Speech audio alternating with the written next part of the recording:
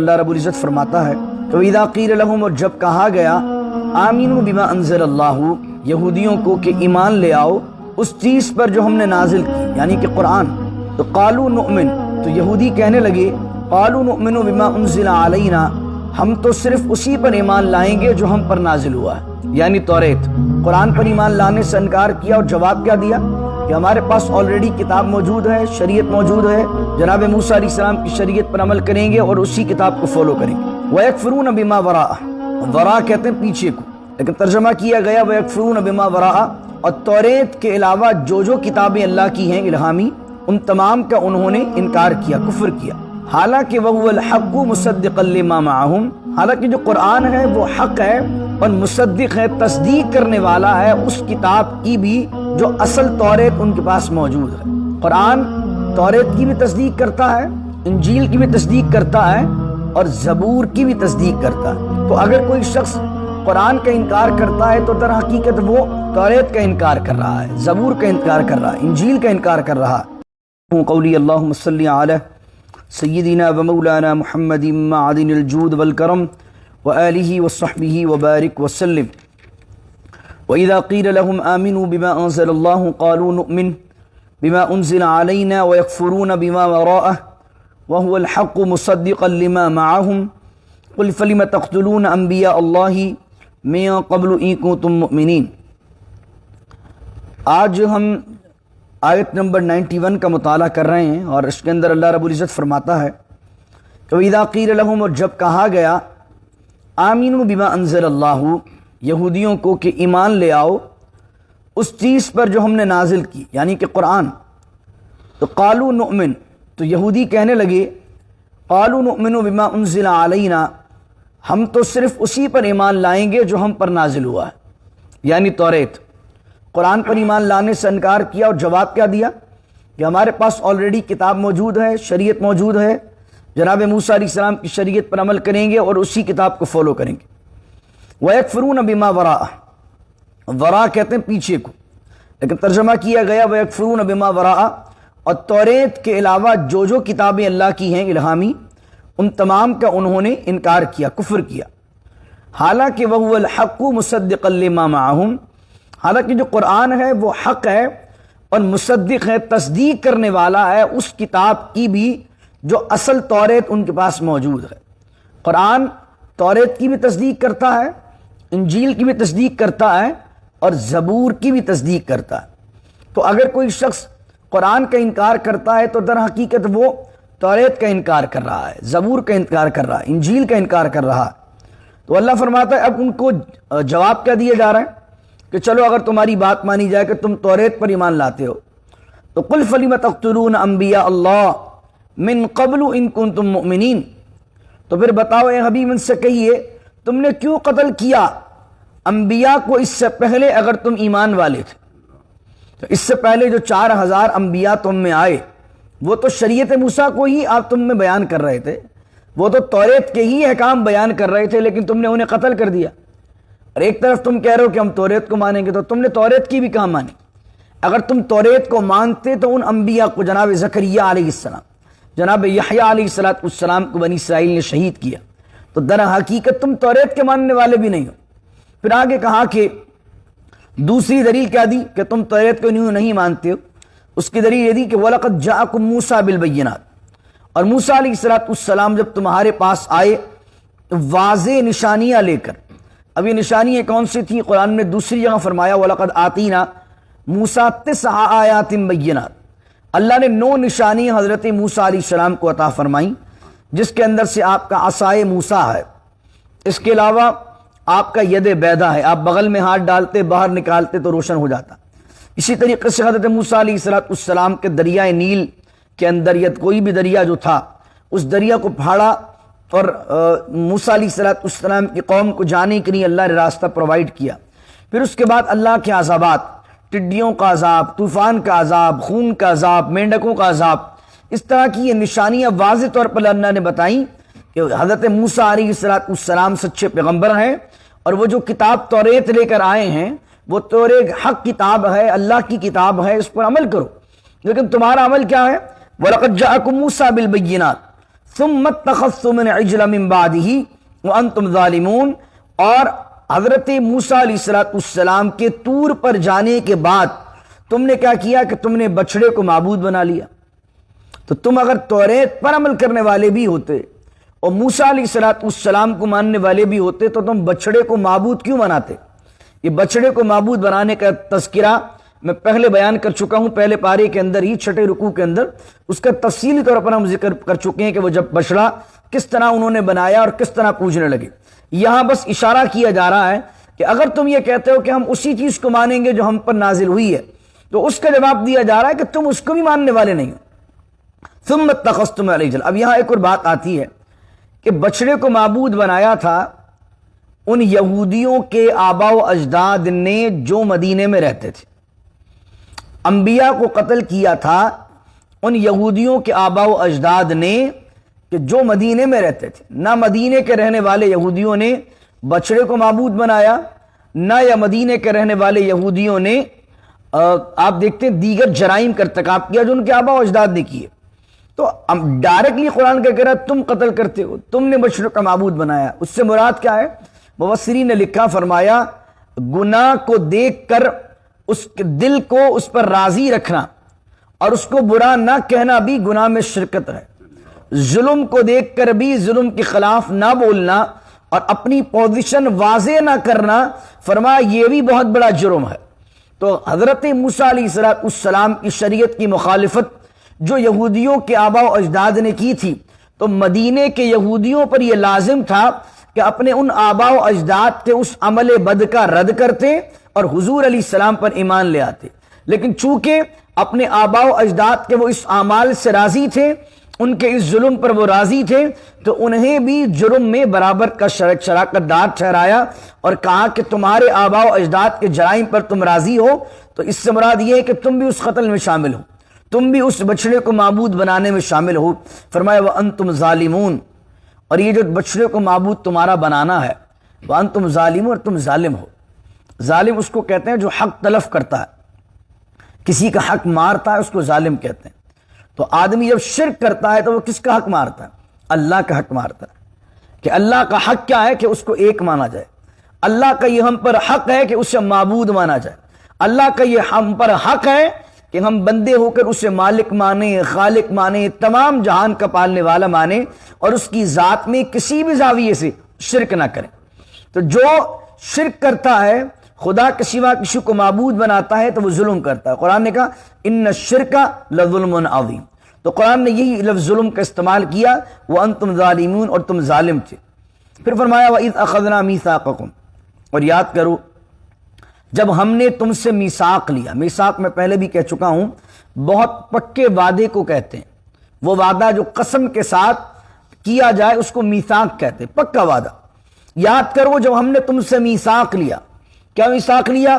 کہ تم جو ہے توریت پر عمل کرو گے، لیکن تم نے اس کا انکار کیا، تو وَرَفَعْنَا فَوْقَكُمُ الطُّورَ، یہ ذکر بھی پہلے آ چکا ہے۔ ہم نے کیا کیا کہ طور کو اٹھا کر تمہارے سروں پر معلق کر دیا، لٹکا دیا کہ بات مانو ورنہ اس کو تم پر گرا دیا جائے گا۔ خُذُوا مَا آتَيْنَاكُمْ بِقُوَّةٍ وَاسْمَعُوا، اور کہا تم سے کہ یہ جو تمہیں ہم نے دیا ہے، یعنی توریت اور اس کے احکامات، وہ 10 کمانڈمنٹس جو ملتی ہیں بائبل میں، یہ جو احکامات تمہیں دیے، خُذُوا مَا آتَيْنَاكُمْ، اور یہودیوں کو کہا جا رہا ہم نے تمہیں کہا کہ اس کو قوت کے ساتھ پکڑو، وَاسْمَعُوا، اور جو اس میں باتیں بیان کی ہیں، جو موسیٰ علیہ السلام تمہیں بیان کر رہے ہیں، وَاسْمَعُوا، اسے سماعت کرو۔ تو وہ کہنے لگے قالوا سمعنا وعصینا، ہم نے سنا اور ہم نے نہ مانا۔ اور سورہ بقرہ کا جب آخری میں آپ جاتے ہیں تو مومنوں کا کیا ہے؟ قالوا سمعنا واطعنا غفرانک ربنا والیک المصیر، ہم نے سنا بھی اور ہم نے مانا بھی، اطاعت بھی کی۔ لیکن انہوں نے کیا کہا؟ قالوا سمعنا وعصینا، ہم نے سنا لیکن بس ایک کان سے سنا دوسرے کان سے نکال دیا، عمل نہیں کیا، نافرمانی کی۔ یہاں علماء نے لکھا کہ انہوں نے منہ سے یہ نہیں کہا تھا کہ نہیں مانا، بلکہ انہوں نے کیا کہا کہ دل کے اندر ارادہ کیا کہ بھائی سن لو، ماننی کسے۔ تو اللہ نے ان کے دل کے ارادے کو بھی ظاہر کیا کہ قالوا سمعنا، یعنی کہ وہ سن رہے ہیں اور دل میں یہ نیت کر رہے ہیں کہ ہم نے نہیں ماننی، تو اس عمل کو جو دل کی بات تھی اس کو بھی بیان کر دیا۔ دوسری چیز یہ بات بیان فرمائی گئی کہ یہودیوں کی یہ عادت تھی، کہ وہ منہ ٹیڑھا کر کے ایک لفظ کو ذو معنی انداز سے بولتے تھے. جس طریقے سے آپ دیکھیے قرآن نے ان کو کہا تھا جب تم فلسطین کے اندر اریحہ کو فتح کرو تو اس دروازے میں داخل ہونا تو کیا کہنا؟ وَقُولُوا حِطَّةٌ نَغْفِرْ لَكُمْ، استغفار کرنا. وہ کیا کہنے لگے؟ حنتتن، لفظ کو تھوڑا سا بدل دیا، ٹویسٹ کر دیا، اور حتتن معنی استغفار کرنا، حنتتن معنی گندم کا دانہ، یعنی معاملے کو بدل دیا.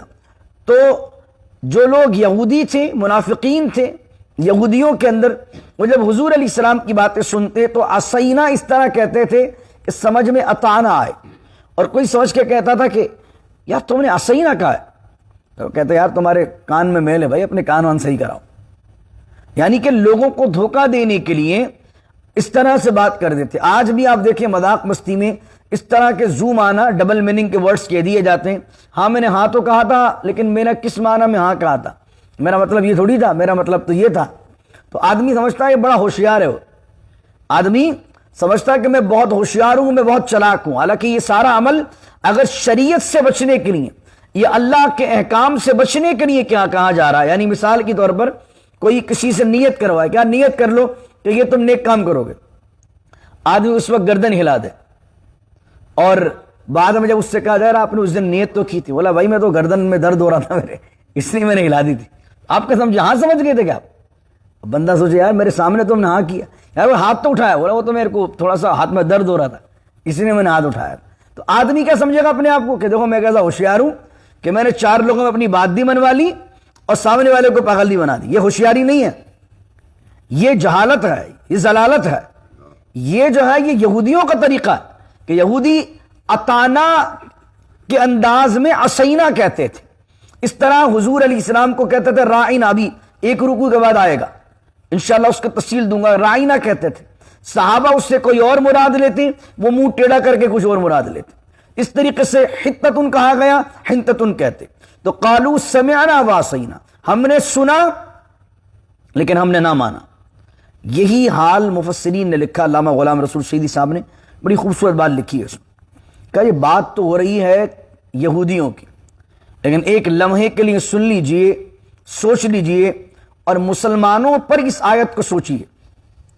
ہم یہ سنتے تو ہیں وَأَقِیمُوا الصَّلَاةَ وَآتُوا الزَّکَاةَ، حلال کام کرو، حرام سے بچو، یہ نہ کرو، یہ نہ کرو. شریعت منع کرتی ہے یہ کرو، یہ نہ کرو. ہم سنتے تو ہیں لیکن کیا نیت دل سے یہ کر رہے ہوتے ہیں کہ ہاں اطاعنا؟ دل کے اندر یہ کہ یار بڑا چلنا مشکل ہے، کون چلے گا اس پر. آج ہمارا حال بھی قرآن سن کر وہی ہے جو یہودیوں کا حال تھا توریت سن کر. حالانکہ کرنا کیا چاہیے؟ قالوا سمعنا واطعنا غفرانک ربنا والیک المصیر. تو یہاں یہودیوں نے کہا. اب وہ کیوں کہا؟ واشربوا فی قلوبہم العجل بکفرہم، اس لیے کہ بچڑے کی محبت ان کے کفر کی وجہ سے ان کے دل پر چڑھ چکی تھی.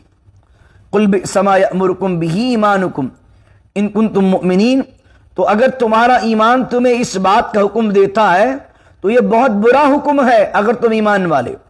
یعنی اگر تم یہ دعویٰ کر رہے ہو کہ تم ایمان والے ہو، تم مومن ہو، اور کام سارے الٹے کر رہے ہو، خدا کے احکامات کی فرما برداری نہیں کر رہے، اس کو مان نہیں رہے ہو، اور تم اس بات کو کہتے ہو کہ یار میرا دل اور میرا ایمان یہ کہتا ہے کہ مجھے یہ نہیں کرنا چاہیے، تو یہ کون سا ایمان ہے تمہارا؟ یہ تمہارا ایمان تمہیں بڑا برا حکم دیتا. پھر آگے فرمایا کہ قل ان کانت لکم الدار الاخرہ عند اللہ خالصۃ من دون الناس فتمنوا الموت ان کنتم صادقین. ان کا ایک نظریہ یہ بھی تھا یہودیوں کا، جس طرح میں پہلے عرض کر چکا، آج بھی یہودی اپنے آپ کو پوری دنیا کے اندر سپیریئر سمجھتے ہیں. آج بھی کسی جیو سے مل رہے ہیں آپ تو وہ سمجھے گا خدا کے چنیدہ اور چوزن بندے جو ہیں وہ ہم ہی ہیں، اس دنیا میں سب سے افضل قوم ہم ہی ہیں. تو ان کا نظریہ یہ تھا کہ ہم تو دنیا صرف جیسے ہی جائیں گے بخشے بخشائے لوگ ہیں. جسے میں نے پہلے عرض کیا تھا، انہوں نے کیا کہا تھا؟ ہم تو 7 دن رہیں گے جہنم میں. پر کسی نے کہا تھا وہ جو ہمارے آبا و اجداد نے 40 دن تک بچڑے کو پوجا تھا تو ہم تو صرف 40 دن جہنم میں رہیں گے، اس کے بعد ہمیشہ جنت میں رہیں گے. آگے 2 رکوع بعد ایک آیت آئے گی، وہ کہتے تھے وَقَالُوا لَن يَدْخُلَ الْجَنَّةَ إِلَّا مَنْ كَانَ هُودًا وَنَصَارَىٰ، یہودیوں اور عیسائیوں کے علاوہ کوئی جنت میں داخل ہو ہی نہیں سکے گا، ہم تو پکے جنتی لوگ ہیں. تو اللہ رب العزت نے جب ان کے اس دعوے کو سنا کہ یہ اپنے آپ کو چوزن پیپل کہتے ہیں، اپنے آپ کو اللہ کا پسندیدہ کہتے ہیں. دوسری جگہ کا کہتے تھے, قرآن نے بیان کیا, وقالت الیہود والنصارى نحن ابناء اللہ واحباہ. وہ کہتے تھے بھئی یہودی اور عیسائی جو ہیں یہ تو اللہ کے بیٹے ہیں اور اللہ کے محبوب لوگ ہیں. ہم لوگ جو ہیں نحن ابناء اللہ واحباہ, ابنا کہتے ہیں ابن کی جمع, نحن ابناء اللہ, ہم تو اللہ کے بیٹے ہیں, واحباہ اس کے محبوب ہیں. تو اللہ نے یہاں اسی آیت کا بیان کیا, قل ان کانت لکم الدار الاخرہ. اے حبیب اگر انہیں یہ گمان ہے, دار الاخرہ, دار کہتے ہیں گھر کو, آخرت کا گھر اللہ کے پاس خاص ہے ان کے لیے, من دون الناس دوسرے لوگوں کے علاوہ, یعنی یہ کوئی خاص ریزرویشن کروا کے آ چکے ہیں جنت میں کہ آخرت کا جو گھر ہے ان کے لیے خاص ہے پرٹیکولر, تو اور لوگ دوسرے لوگوں کے لیے وہ چیز نہیں ہے. تو یہ حبیب سے کہیں فتمنوا الموت, ایک مرتبہ موت کی تمنا تو کرو, ان کنتم صادقین, اگر تم سچے ہو. کیونکہ اگر جس کو معلوم ہو کہ میں ڈائریکٹ جاتے ہی جنتی ہوں تو اس کو دنیا بری لگے گی. جیسا حضور نے فرمایا الدنیا سجن المؤمن, دنیا مومن کے لیے قید خانہ ہے اور کافر کے لیے جنت ہے. تو جو اللہ سے ملنے کا شوق رکھتا ہے, اس دنیا کو فانی سمجھتا ہے, تو وہ تو سوچتا ہے کہ جلدی سے یہ دنیا ختم ہو اور میں اپنے پروردگار سے مل جاؤں, میں اللہ سے ملاقات کروں. تو اگر یہودیوں کو ایسا لگتا ہے کہ اپنے یہ دعوے کے اندر سچے ہیں اور واقعی اللہ کے چوزن بندے ہیں, اللہ کے محبوب بندے ہیں, تو ان سے کہیے فتمنوا الموت, یہ موت کی تمنا کریں.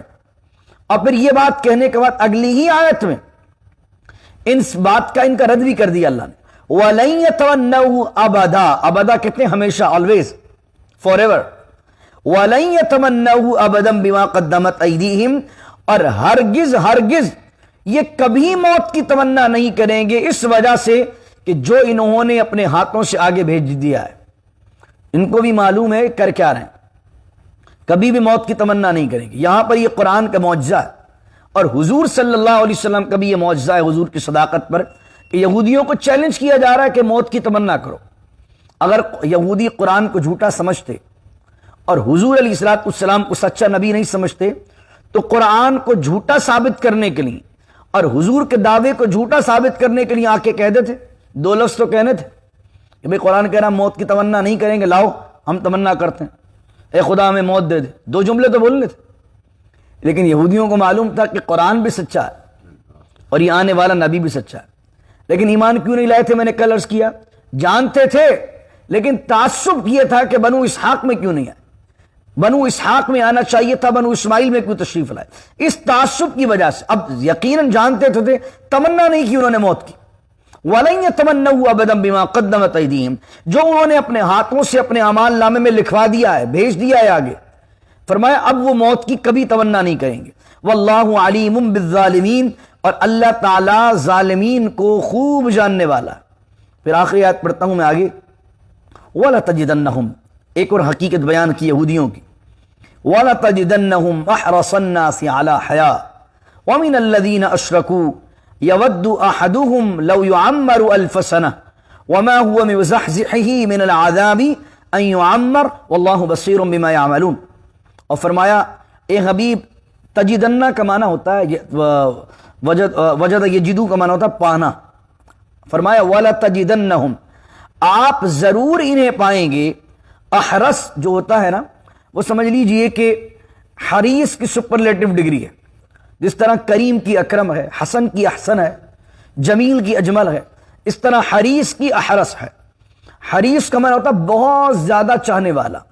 تو بہت سارے لوگ حریص ہیں, یعنی ایک گاڑی کو لینے کے لیے بہت سارے لوگ اس کے لیے چاہتے ہیں. ان لوگوں میں سب سے زیادہ اس گاڑی کو لینے کے لیے جس کا دل زیادہ چاہے گا اس کو حریص نہیں کہیں گے, اس کو کہیں گے احرس. یہ اس چیز کو لینے کے لیے احرس ہے. تو قرآن نے وہی لفظ استعمال کیا وَلَتَجِدَنَّهُمْ أَحْرَصَ النَّاسِ عَلَى حَيَاةٍ, اور آپ ضرور ان یہودیوں کو پائیں گے کہ یہ دنیا کی زندگی کے سب سے زیادہ حریص ہیں دیگر لوگوں کے مقابلے میں. یعنی دیگر قومیں اتنا دنیا کی زندگی کو نہیں چاہتی ہیں جتنا یہ دنیا کی زندگی کو چاہتے ہیں. اور وَمِنَ الَّذِينَ أَشْرَكُوا, اور جنہوں نے شرک کیا ہے, مشرکین جو ہیں, ان سے بھی زیادہ یہودی دنیا کی زندگی کو چاہتے ہیں. اور یہودیوں کو کمپیریزن کیوں کروایا مشرکین سے؟ اس لیے کہ مشرکین مکہ کے پاس تو کانسیپٹ ہی نہیں تھا آخرت کا. وہ تو مرنے کے بعد اٹھائے جانے پر یقین ہی نہیں رکھتے تھے. تو ایک شخص جس کے لیے دنیا ہی سب کچھ ہو وہ تو یہاں زیادہ جینا چاہے گا، اور ایک شخص جو یہودی جن کے پاس ایک آخرت کا کانسیپٹ تھا، جنت کا کانسیپٹ تھا، جہنم کا کانسیپٹ تھا، اس کے باوجود بھی مشرکین کو تو زیادہ تمنا کرنی چاہیے تھی کہ یہی دنیا ہے، بعد میں تو اٹھنا ہی نہیں ہے. ان کو تو زیادہ تمنا کرنی چاہیے تھی دنیا میں رہنے کی. لیکن آپ دیکھتے ہیں مشرکین تو مقابلے پر آئے بدر میں بھی، احد میں بھی، اور یہودیوں نے پیچھے سے سازشیں کی، سامنے فرنٹ پر آ کر نہیں لڑا.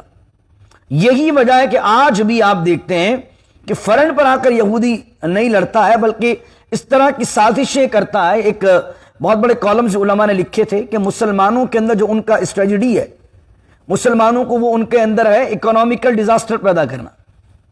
آپ کسی قوم سے لڑے نہیں، اسے تھپڑ نہ ماریں، اس کو ہینڈ ٹو ماؤتھ کر دیں، اس کو کھانے پینے میں پریشان کر دیں، ان کو ایسی زندگی دے دیں کہ جس کے اندر فائنینشلی طور پر وہ آپ کے محتاج بن جائیں. تو آپ سمجھ لیں لڑے بغیر ہی آپ جیت گئے. تو انہوں نے سوچا کیونکہ زندگی جب جنگ ہوتی ہے تو مرتے بھی ہیں، جنگ ہوتی ہے تو شہید بھی ہوتے ہیں، تو انہوں نے ایسا پہلو نکالا کہ جنگ بھی نہ ہو اور اکنامیکلی ڈیزاسٹر پیدا کر دیا جائے، دنیا کے اندر فائنینس ہولڈ کر لیا جائے. ملٹی نیشنل کمپنیز کے آج آنرز وہ ہیں اور دنیا کی اکنامی کو کنٹرول کرنے والے وہ ہیں. اور مسلمان ممالک میں اسپیشلی انہوں نے کیا کر دیا کہ انہوں نے وہاں پر معاشیات کے مسئلے پیدا کر دیے، اور لوگ جو ہیں وہاں پر بجلی، گیس، پانی اور ضروریات زندگی کے اندر ہی اتنے پریشان ہیں کہ اس چیز سے نکل کر کسی اور سمت آؤٹ آف دا باکس سوچنے کی ان کے پاس ٹائم ہی نہیں. ہم جن ممالک سے آئے ہیں آپ کو معلوم ہے وہاں آپ آؤٹ آف دا باکس سوچ ہی نہیں سکتے. اور جس نظام میں ہم یہاں رہ رہے ہیں یہاں بھی وہی نظام ہے. ہمیں ہر مہینے کے آخر میں یہ ٹینشن ہوتی ہے کہ یار گاڑی کی مورگیج بھرنی ہے، گھر کی مورگیج بھرنی ہے، یہ ہونا ہے، یہ ہونا ہے. پیسے آنے سے پہلے جانے کے راستے پہلے بنے ہوتے ہیں. تو یہ ایک نظام یہاں کا بنا ہوا ہے سودی. اس نظام کے تحت بھی آپ سودی نظام کے تحت دیکھیں گے ایک ایسے ڈپریشن کے اندر آدمی ہمیشہ تسلسل کے ساتھ رہتا ہے. آپ کے 1 لاکھ آپ کی آمدنی ہے، آپ کے خرچے 1.20 کے ہوں گے. جس دن آپ کی 1.5 لاکھ آمدنی ہوگی ایئرلی، آپ دیکھیں گے اس دن آپ کے 2 لاکھ کے خرچے ہو جائیں گے. جیسے جیسے آپ اوپر جاتے جائیں گے یہاں خرچہ خود ہی جو اپنی لائن بناتا جائے گا. آپ ہمیشہ آؤٹ آف دا باکس جا کے سوچیں گے ہی نہیں.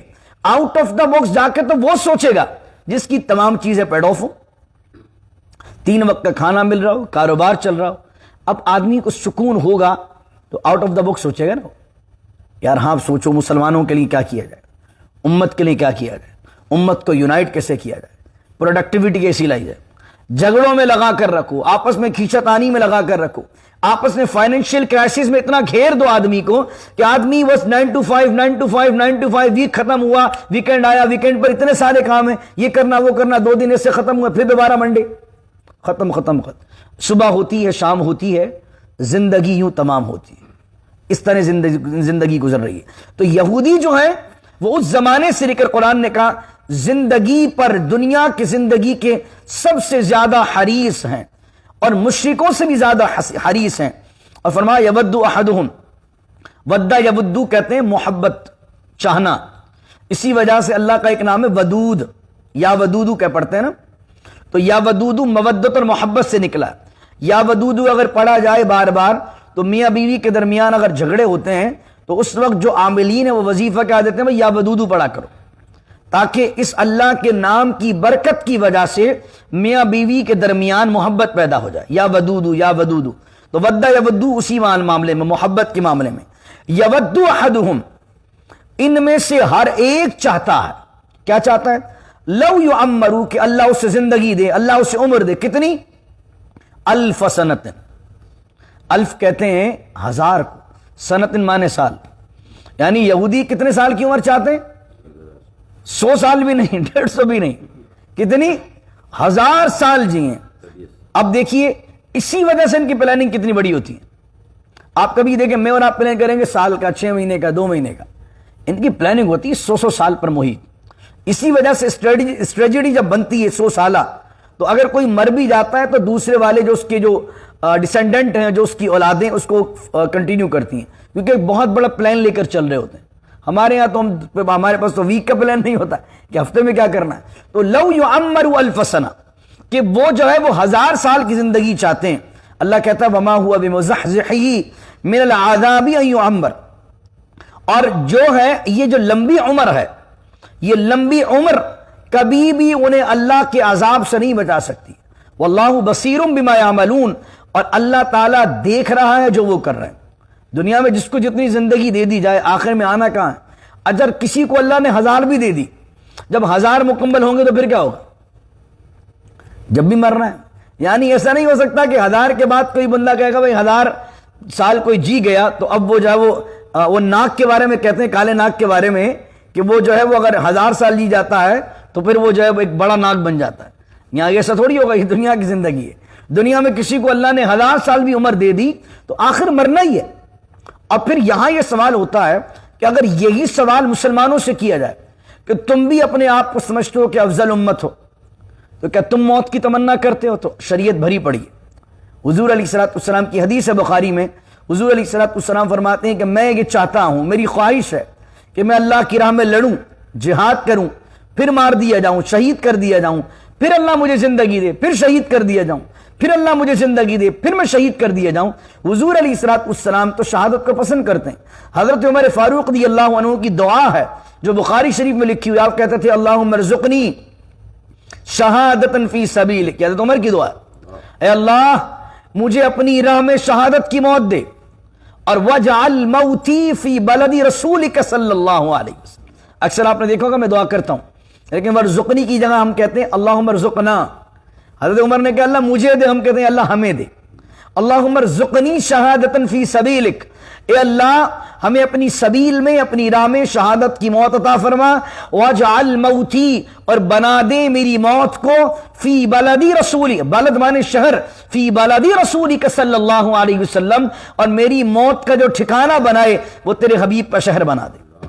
اللہ اکبر. تو اس لیے دعا کریں کہ اللہ حضور علیہ الصلوۃ والسلام کے قدموں میں موت عطا فرمائے. اور حضور علیہ الصلوۃ والسلام کے اس جانثار امیر المؤمنین سیدنا عمر فاروق رضی اللہ عنہ کی دعا کیسے قبول ہوئی؟ نماز کی حالت میں آپ پر حملہ ہوا، شہادت کی موت ملی، پہلی دعا ہو گئی. اور وجعل موتی فی بلد رسولک، اور میری موت کو بنا دے تیرے حبیب کے شہر میں. ارے شہر تو شہر، مسجد نبوی، اور مسجد نبوی میں بھی حجرہ عائشہ، اور حجرہ عائشہ میں بھی وہ مقام جہاں رسول اللہ کی قبر انور ساتھ. اسی لیے تو سلایا ہے اپنے پہلو میں کہ یار غار کا رتبہ حضور جانتے ہیں. حضور نے اپنے یار غار کو بھی پہلو میں سلایا، اور حضور علیہ الصلوۃ والسلام نے حضرت عمر فاروق رضی اللہ تعالیٰ عنہ کو بھی اپنے پہلو میں سلایا. اس کے علاوہ حضرت خالد بن ولید نے ایران کی جنگ کے اندر جب ایرانیوں کو خط لکھا تھا، فرمایا ہمارے پاس ایسے لوگ موجود ہیں کہ جس طرح تم ایرانی شراب کو پسند کرتے ہو، اس کو محبوب رکھتے ہو، ہمارے ساتھ جو قوم ہے مسلمان، یہ شہادت کو اور موت کو اس طرح اللہ کی راہ میں محبوب رکھتے ہیں جس طرح تم شراب کو محبوب رکھتے ہو. تو مسلمان جو ہے وہ موت سے گھبراتا نہیں ہے. تو دنیا میں جانا ہے، ہمیشہ سوچئے، جانے کی تیاری کیجیے. کبھی بھی دنیا میں ہمیشہ رہنے کے لیے نہ سوچئے، اور موت سے گھبرائیے نہیں کہ میں مر گیا تو کیا ہوگا، مر گیا تو کیا ہوگا. مطمئن رہیے، جانا تو ہے، کل چلے جانا ہے، آج چلے جانا ہے، بھائی سال بعد جانا ہے، یا جب اللہ نے مقدر کر دی ہے. پریشان اس کو ہونا چاہیے جو لے کر کچھ نہیں جا رہا ہے. پریشان اس کو ہونا چاہیے جس کے اعمال سیاہ ہیں، جس نے زندگی میں کچھ نہیں کیا. لیکن اگر یہ خیال آ جائے کہ میں نے کچھ بھی نہیں کیا اور ابھی سانس چل رہی ہے، تو ابھی بھی موقع ہے، نمازیں پڑھیے. نہ جانے یہ زندگی کا رمضان ابھی پرسوں ہو سکتا ہے کہ تراویح ہو جائے. تو ابھی یہ سوچ لیجئے، میں اور آپ یہ سوچیں، ہو سکتا ہے کہ میری اور آپ کی زندگی کا یہ آخری رمضان ہو.